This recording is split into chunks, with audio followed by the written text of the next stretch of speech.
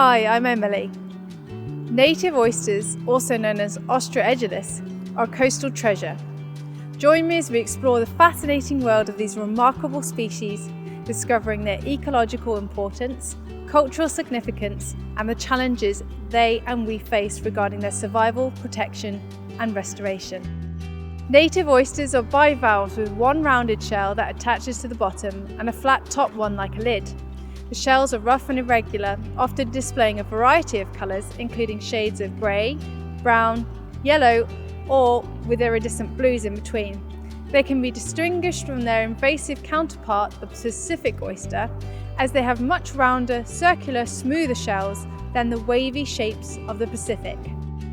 They can be likened to that of a horse hoof and have concentric growth rings that move outwards towards the edges of the shell. They have a long lifespan and can live up to 15 years or more depending on the environmental conditions, but have an average lifespan of 6 years. Typically, there are species of oyster that inhabit shallow, sheltered coastal and estuarine waters, though they can be found at depths of 80 metres. We have several sites in the Solent where they can still be found. These shellfish are filter feeders. They take in seawater and pump it across specialised gills with hair-like structures that allow them to filter out particles for food, such as photosynthesizing microscopic organisms known as phytoplankton and particulate organic matter. Native oysters are protrandrous, alternating hermaphrodites. This means they begin their life as males, maturing at 2 years old, then can switch to egg-producing females if conditions are right and energy levels are high. It's a costly process to change their sex, but they can change back into males and females throughout their mature life stages. Eggs produced during the female stage are held in the gills and mantle cavity.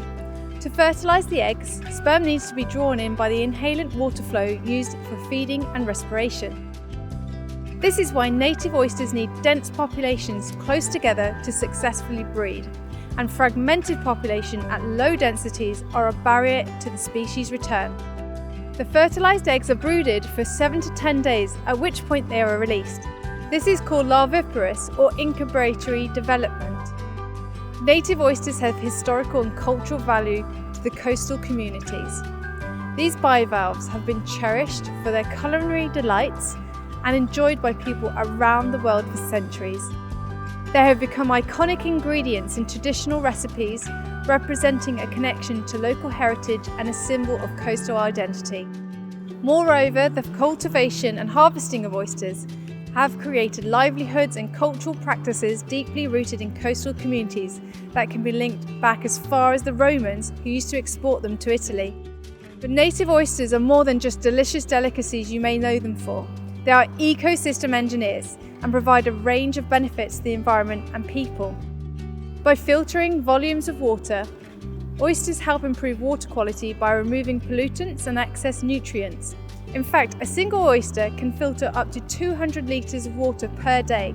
Their filtration efforts contribute to the overall health and balance of marine environments, fostering biodiversity and supporting the growth of other species. For example, removing nitrogen levels, which helps prevent harmful algae blooms that can cause fish death. Collectively, the oyster beds in the Solent have the potential to remove 200,000 kilograms of nitrogen each year. If undisturbed, these oysters form large, complex 3D structures made of living oysters on top of dead oyster shells.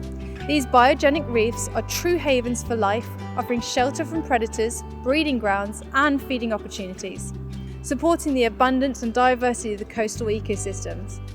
The species they support include critically endangered European eels, the juvenile spiny seahorse, as well as the commercially important species like sea bass. These large reefs help reduce coastal erosion and provide protection to other important habitats like seagrass and salt marsh.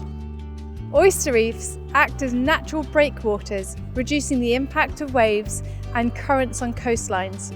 They help stabilise sediments and prevent erosion, thus protecting shorelines and supporting the health of adjacent ecosystems. Unfortunately, native oyster populations have declined by 95% in the UK since the mid-19th century. Native European oysters and the habitat they provide are declared a nationally scarce habitat and under Osprey list of threatened or declining species and habitats. They continue to face a large range of threats which can add barriers to restoration efforts, such as diseases, pollution, poor water quality, climate change pressure, invasive species competing with them such as the slipper limpet, and predation such as the American oyster drill, as well as overfishing pressure. In the past, a significant cause of their decline has been overfishing. Unsustainable harvesting practices have severely depleted oyster beds across Europe. Between 1972 and 2006, the Solent supported the largest, most important native oyster fishery in the whole of Europe. In 1978, 450 vessels were involved in the oyster fishing, and 50 million oysters were removed in that year alone. However, since this peak, the oyster population has declined significantly, and in 2013, the fishery collapsed and was closed by the Southern Inshore Fisheries and Conservation Authority, also known as Southern IFCA. There are now bottom-towed bylaws in certain areas of the Solent, such as Langstone Harbour, that restrict oyster fishing, making it an ideal area for the oysters to return. Restoration of these oysters in the Solent has been led by the Blue Marine Foundation as part of the Solent Seascape project. They have created 1,000 square metres of restored oyster reef with 33,000 oysters in Langstone Harbour in 2021, which has already attracted all sorts of wildlife, including cuttlefish, cat sharks, and even seahorses. In 2023, 2,500 square metres of colch, shingle, and shell mix, which oysters can settle on and form reefs with, was placed with 15,000 oysters in the River Hamble. They also have broodstock adult oysters kept in cages under pontoons at several locations around the Solent, which are looked after and monitored. This helps overcome the issue that native oysters have, being needing to be close to a member of the other sex to breed, as they do internal fertilisation, unlike the Pacific invasive species. The project aims to actively restore 4 hectares of oyster beds in total. We can't restore oyster beds without your support. Could you help with any of the following? Can you spread awareness of the benefits and pressures on the native oyster?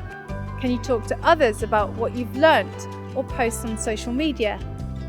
Can you deepen your own knowledge and understanding of the issues our marine world is facing? Volunteering is a great way to connect with people and these amazing habitats. Can you be adventurous and take on something a bit more hands-on? If you're a water user, ask yourself these questions. Can I take precautions against invasive species being translocated by my vessel? Can I empty my grey water tank of my vessel at a pumping station instead of emptying it into the Solent? Everything that happens on land affects our oceans, so keep that in mind when making certain choices. Can you use environmentally friendly products? Can you reduce your waste or dispose of it better? Can you support farmers who are taking steps to reduce their agricultural runoff?